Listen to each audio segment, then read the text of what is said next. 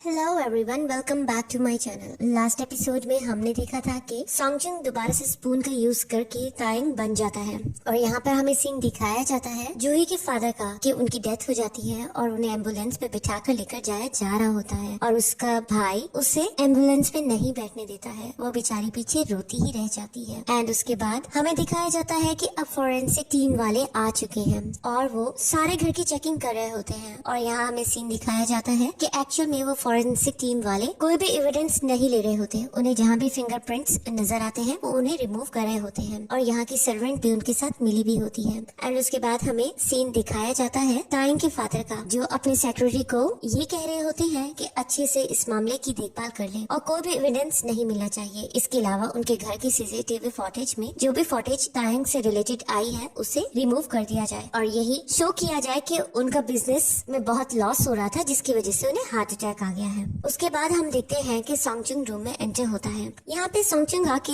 तायंग के फादर को कहता है कि क्या आपको पता चला है जूही के फादर की डेथ हो गई है। अब यहाँ पर उसकी ये बात सुन के तायंग के फादर चौंक जाता है और कहता है सुबह ही तो इस बारे में हमने बात की थी, क्या तुम भूल गए हो। यहाँ पर सॉन्गजुंग कुछ परेशान होता है और कहता है मुझे कुछ भी याद नहीं आ रहा है कि सुबह क्या बात हुई थी, मुझे क्या हो रहा है। तो यहाँ पर उसका फादर कहता है कि मुझे लगा था तुम्हारी तबीयत ठीक हो गई है, लेकिन अब मुझे रियलाइज हो रहा है कि तुम मेडिसिन नहीं ले रहे हो और तुम्हारी तबीयत ज्यादा खराब हो रही है। फिर वो आगे बढ़ता है और उसे गले लगाता है और कहता है वैसे भी तुम्हें कुछ याद करने की जरूरत नहीं है, मैं हूँ ना, मैं अपने बेटे को हर हाल में बचाऊंगा और तुम्हें कुछ नहीं होने दूंगा। एंड उसके बाद अब वो परेशान होकर बाहर आता है कि आखिर ऐसा सुबह क्या हुआ था। बाहर उसकी स्टेप मॉम खड़ी होती है और कहती है कितनी अजीब बात है, जब भी सिचुएशन तुम्हारे लिए फेवरेबल नहीं होती है तुम यही बहाना बनाते हो कि तुम्हें कुछ याद नहीं है। अब यहाँ पे सॉन्गजुंग कहता है कि आप हर बार मेरी हर बात को मिसअंडरस्टैंड क्यों करती है। फिर वो कहती है वैसे रात के बारे में क्या ख्याल है। फिर वो उसे कहती तुम क्या समझते हो, तुम्हारे फादर इस बात को जितना भी कवर अप करना चाहे मैं इसका पता लगा ही लूंगी। और फिर वो से कहती है क्या तुम्हें रात को याद नहीं है कि तुम ड्रिंक करके आए थे। यहाँ पर वो ये बात कह के वहाँ से चली जाती है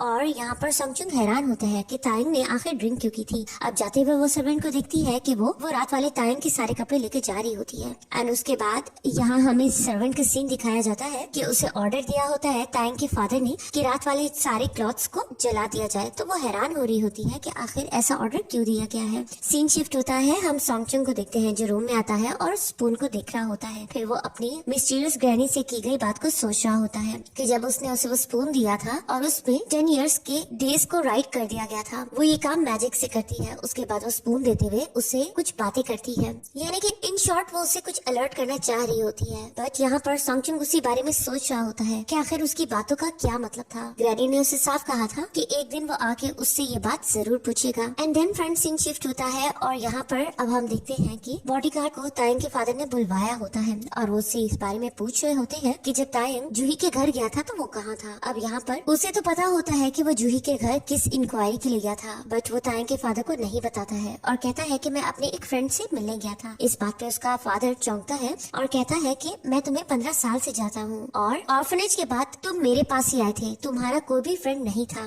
तुम्हें याद है ना सॉन्गजुंग के अपार्टमेंट के इशू में मैंने तुम्हें माफ कर दिया था और कल भी तुमने फिर मिस्टेक कर ली है। तुम इस बात को याद रखना कि तायंग तुम्हें पेचेक्स नहीं देता है बल्कि मैं साइन करता हूँ। सिर्फ मैं तुम्हें इसलिए माफ कर रहा हूँ तायंग की मदर की वजह से, क्योंकि वो तुम्हें बहुत पसंद करती थी और तुम्हारी केयर करती थी। लेकिन मैं तुम्हें वार्न कर रहा हूँ कि अगर तीसरी दफा तुमने गलती की तो मैं तुम्हें माफ नहीं करूंगा। एंड उसके बाद हमें फ्यूनरल का सीन दिखाया जाता है जहाँ हम जूही को देख रहे होते हैं जो बहुत अपसेट होती है और बैठ के यही बात कर रही होती है कि ऐसा नहीं हो सकता है, मेरे फादर बिल्कुल ठीक थे, उनका मर्डर हुआ है। अब यहाँ पे उसके बड़े भाई को बहुत ज्यादा गुस्सा आता है और वो उसे बातें सुनाने लग जाता है कि तुम्हारी वजह से ऑटोप्सी करवानी पड़ गई है, वरना मैं ये नहीं चाहता था। वो उसे कहता है कि हमारे डैड को किसी ने भी नहीं मारा है, तुम बेकार सी बातें मत करो। वो कहती है कुछ भी हो जाए मुझे फील हो रहा है कि मेरे डैड के साथ कुछ अच्छा नहीं हुआ है। वो बहुत दुखी दिखाई दे रही होती है। इतने में हम सीन देखते हैं कि यूजिन और उसका फादर भी आ जाता है और वो देख रहा होता है कि सब अमीर लोग भी वहाँ फ्यूनरल अटेंड करने आए हैं। तो वो हंस के कहता है ये सब लोग वही है जिन्होंने लास्ट टाइम इसका साथ नहीं दिया था। कितनी अजीब बात है कि अब वो उसका फ्यूनरल अटेंड करने आए हैं। अब यहाँ पर उसका फादर कुछ और बोलने ही लगता है तो यहाँ पर यूजिन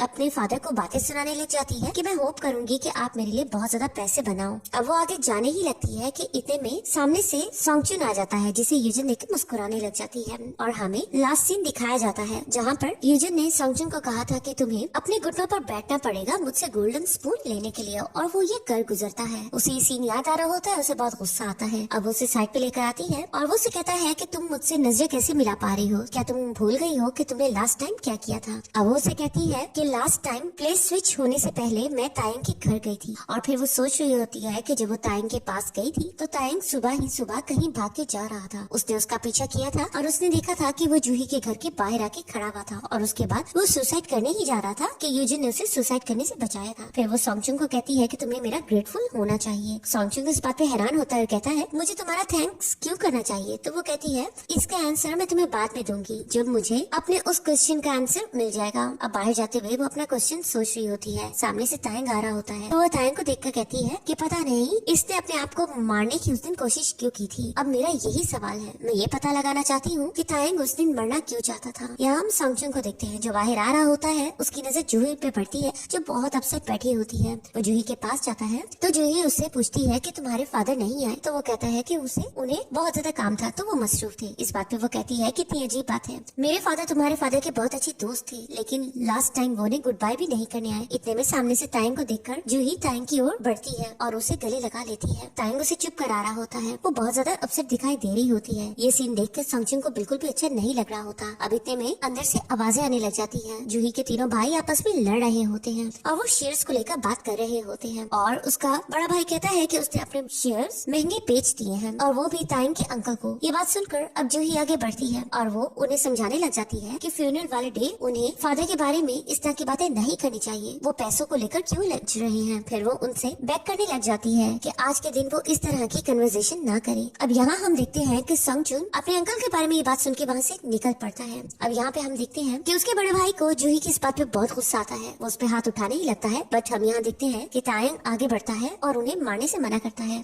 और वो उन्हें कहता है कि आप बड़े भाई हो, आप किस तरह अपनी छोटी बहन को मार सकते हो। ये सीन देखकर जूही तो बिल्कुल शॉक्ड हो जाती है कि सॉन्गचुन में इतनी जरूरत कैसे आ गई। अब यहाँ पर उसका बड़ा भाई भी कहता है कि आखिर तुम कौन हो जो मुझे इस तरह मारने से मना करे हो। वो मुस्कुराता है और कहता है मैं, तुम्हारी हिम्मत कैसे हुई ये पूछने की कि मैं कौन हूँ। फिर वो बताने लगता है अपना नाम, लेकिन यहाँ वो झिझकने लग जाता है क्योंकि वो तो यूज्ड टू था सबको अपना नाम लेकर डराने में। लेकिन अब वो कुछ सोचता है और कहता है ये तुम्हारा बिजनेस नहीं है। फिर वो पीछे मुड़ता है और कहता है तायंग क्या तुम्हें नहीं पता कि तुमने जिन्हें ये शेयर्स बेचे हैं वो तुम्हारे अंकल लगते हैं और जूही तुम्हारी फ्रेंड है। लेकिन वो पीछे देखता है तो यहाँ पर तायंग यानी कि सॉन्गचुन गायब होता है। वो ये हैरान हो जाता है देखकर। अब बाहर आके सॉन्गचुन अपने बॉडीगार्ड को कहता है कि मेरे अंकल ने जो शेयर्स खरीदे हैं उसके बारे में सारी मालूमात लो। यहाँ पर बॉडीगार्ड कहता है कि कोई भी बड़ी कंपनी अपने शेयर्स इस तरह किसी को नहीं बेचती है। यकीनन आपके अंकल के पीछे किसी का हाथ जरूर है जिन्होंने उनकी हेल्प की है शेयर्स खरीदने में। अब यहाँ पे हम देखते हैं कि सॉन्गचुन जा रहा होता है तो यूजिन का फादर आके उसका हाथ पकड़ता है और उसे बहुत स्वीट बनने की कोशिश कर रहा होता है। वो उसे कहता है क्या तुम भूल गए हो मुझे। तो वो कहता है मैं आपको कैसे भूल सकता हूँ। वो अपना हाथ छुड़ा के वहाँ से चला जाता है और फिर यहाँ पर वो रुककर अपने बॉडीगार्ड को कहता है कि मुझे तुमसे और काम भी है। एंड यहाँ पर हम देखते हैं कि सॉन्गचुन बॉडीगार्ड को ये इंस्ट्रक्शंस देता है कि यूजिन के फादर की कंपनी के सारी डिटेल्स उसे चाहिए और उन्होंने कुछ फ्रॉड वगैरह किया होता है टैक्स को लेकर। एंड उसके बाद अब हमें तायंग का सीन दिखाया जाता है। एक्चुअली लास्ट सीन में हमने देखा था कि ये लोग अपना सामान पैक करके कहीं शिफ्ट हो रहे होते हैं। तो अब यहाँ हमें पता चलता है कि इनके पास कोई घर तो नहीं होता है। तो यहाँ पे तायंग अपने फ्रेंड के घर में रह रहा होता है और उसकी सिस्टर सैलून में ही रात को सो जाया करती है। उसकी मॉम जिस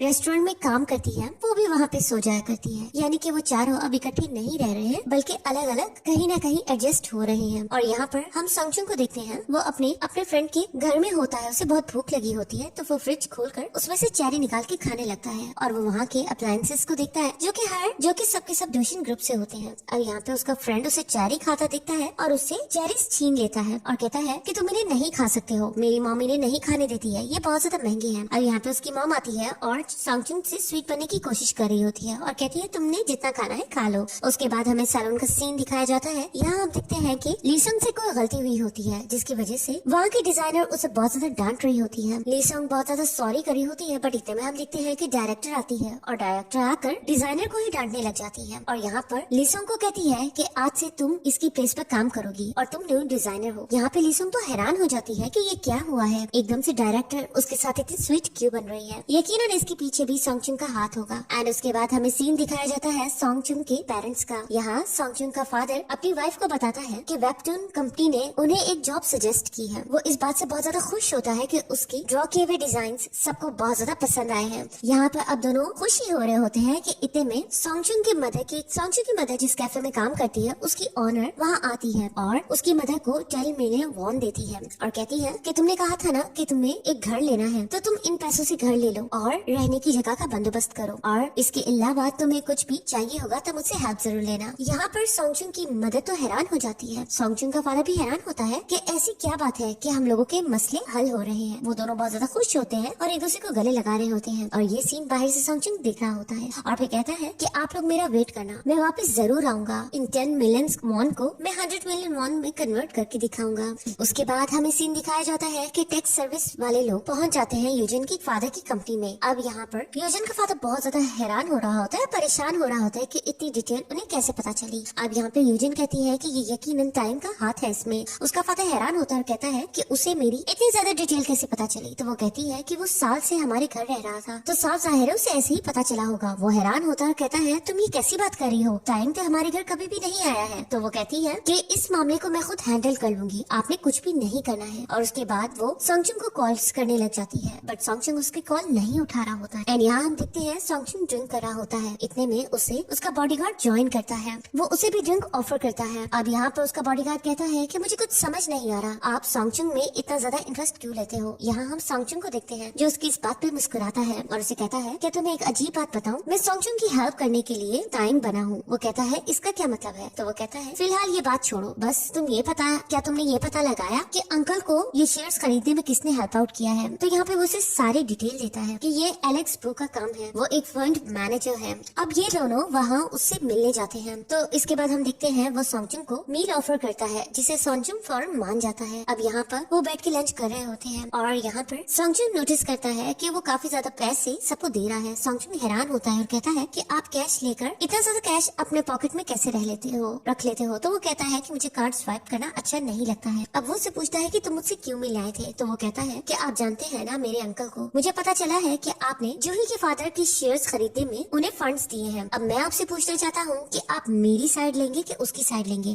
आप अच्छी तरह जानते हैं कि मैं ड्यूशन ग्रुप का नेक्स्ट हायर हूँ, तो वो मेरे अंकल हैं। अगर आप मेरे साथ हाथ मिलाएंगे तो आपको ज्यादा फायदा होगा, ना कि उनसे। तो आपको लॉन्ग टर्म प्रॉफिट के बारे में सोचना चाहिए। अब यहाँ पे हम देखते हैं कि तायंग का अंकल बैठ के तायंग के फादर को यही गुड न्यूज दे रहा होता है कि उसने यूबीएस टीवी के सारे शेयर्स तकरीबन खरीद लिए हैं, तो वो कंपनी अब उनकी हो जाएगी। यहाँ पर तायंग का फादर बहुत ज्यादा सरप्राइज हो रहा होता है और वो कह रहा होता है कि ठीक है तुम इसे अच्छे से देख लो, फिर हम इस बारे में बात करेंगे। इतने में उसे कॉल्स आने लग जाती हैं और उसे पता चलता है कि एलेक्स ब्रू ने अपने सारे फंड्स वापस ले लिए हैं। अब यहाँ पे वो ये बात सुन के बहुत ज्यादा हैरान हो जाता है। उसके बाद हम सीन देखते हैं कि अब वो दोनों डील करके बाहर आते हैं। यहाँ पर एलेक्स ब्रू से कहता है कि मुझे उम्मीद है कि मुझे बाद में रिग्रेट नहीं होना पड़ेगा, यानी कि वो सोंगजुंग से डील कर लेता है। सीन शिफ्ट होता है, हम जूही को देखते हैं जो बहुत ज्यादा अपसेट दिखाई दे रही होती है। इतने में उसकी सर्वेंट आती है, तो यहाँ पर जूही अपनी सर्वेंट का हर चीज के लिए थैंक करती है और उसे कुछ पैसे देती है। यहाँ पर वो सर्वेंट अपने पैसे देखती है और वो गुस्से से उसे कहती है कि तुम सिर्फ मुझे ये पैसे दे रही हो। वो बहुत ज्यादा लाउड होती है, वो उसे कहती है कि क्या मतलब। तो वो कहती है मैंने दिन रात तुम लोगों की देखभाल की है, तुम्हारे डैड की हर फजूल बात को मैंने सहा है। वो उसे कहती है कि आप मुझसे इस तरह बात क्यों कर रहे हो। वो कहती है कि तुमने सिर्फ मुझे इतने ही पैसे देने थे, मैंने इतने ज्यादा हार्ड वर्क की, इससे मेरा क्या बनेगा। और फिर वो उसे कहती है कि अब मुझे तुमसे इस तरह में बात करने में कोई भी परेशानी नहीं हो रही है, क्योंकि मैं यहाँ काम नहीं करती हूँ और वैसे भी तुम्हारी इज्जत तुम्हारे फादर की वजह से ही होती थी, क्योंकि तुम्हारा फादर बहुत ज्यादा रिच था, लेकिन अब वो यहाँ नहीं है।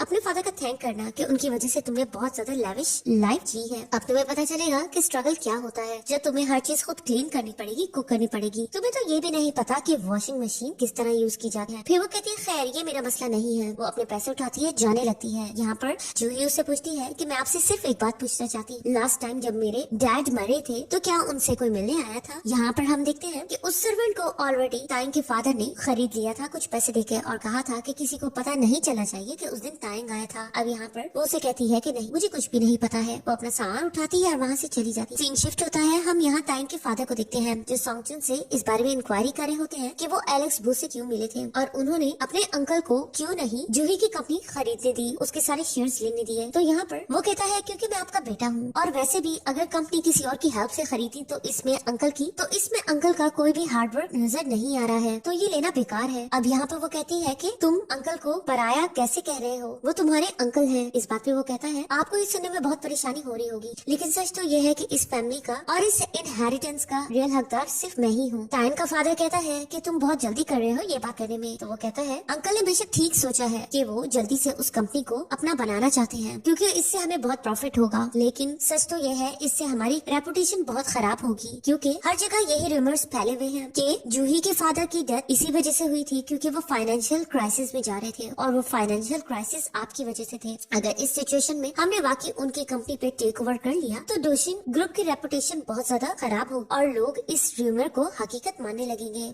यहाँ पर ताइंग का फादर उसकी इस कॉन्फिडेंस से बहुत ज्यादा खुश दिखाई दे रहा होता है। एंड उसके बाद हम यहाँ देखते हैं कि अब ताइंग का अंकल बात से बहुत ज्यादा अपसेट दिखाई दे रहा होता है। वो बहुत गुस्से में होता है। इतने में उसकी सिस्टर आती है और कहती है कि मुझे समझ नहीं आ रहा, ताइंग दोबारा से वियर्ड एक्ट करने लग गया है। वो कहता है क्या मतलब दोबारा से किस तरह? तो वो कहती है मैंने तुम्हें बताया था ना लास्ट ईयर भी वो शेयर होल्डर मीटिंग में बहुत ज्यादा इंटरेस्ट ले रहा था और बहुत सी अजीब हरकतें कर रहा था और इस टाइम भी जब से वो लास्ट टाइम ड्रंक घर में आया है वो कुछ वियर्ड एक्ट कर रहा है। वो उससे पूछने लग जाता है ड्रिंक ये तुम किस बारे में बात कर रही हो? वो उसके पास आती है और कहती है क्या तुम्हें अजीब बात पता है कि जिस दिन से वो बाहर से ड्रिंक करके आया है मुझे स्टाफ वालों ने भी बताया है कि ताइंग के फादर ने उससे सर्वेंट को ऑर्डर दिए कि वो उसके सारे क्लॉथ्स को जला दे। आखिर ऐसा क्यों हुआ? उस दिन ऐसा उसने क्या किया था कि उसके सारे क्लॉथ्स को जलाना पड़ गया? यहाँ पर अब उसका अंकल भी कुछ सोचने लग जाता है कि ये बात कुछ अजीब लग रही है और उसे बहुत ज्यादा शक हो जाता है। वो सोच रहा होता है कि उसे इस बारे में इन्वेस्टिगेशन करनी पड़ेगी। देन गाइस यहाँ ही हमारा ये पार्ट खत्म होता है। आगे के पार्ट में हमें पता चलेगा कि ताइंग का अंकल क्या इस बारे में पता लगा सकता है कि उस दिन जूही के फादर से ताइंग मिलने गया था। हम तो ताइंग के अंकल को जानते हैं कि वो ताइंग से कितनी नफरत करते हैं और वो किस हद तक जा सकते हैं। ड्रामा आगे बहुत ही इंटरेस्टिंग हो चुका है। उम्मीद है आपको इसकी एक्सप्लेनेशन बहुत पसंद आएगी और प्लीज मेरे चैनल को भी आप लोग सब्सक्राइब कर दीजिएगा। इससे मुझे काफी ज्यादा सपोर्ट मिलेगी। कमेंट बॉक्स में भी बताइएगा ड्रामा आप लोगों को कैसा लग रहा है। Thank you so much.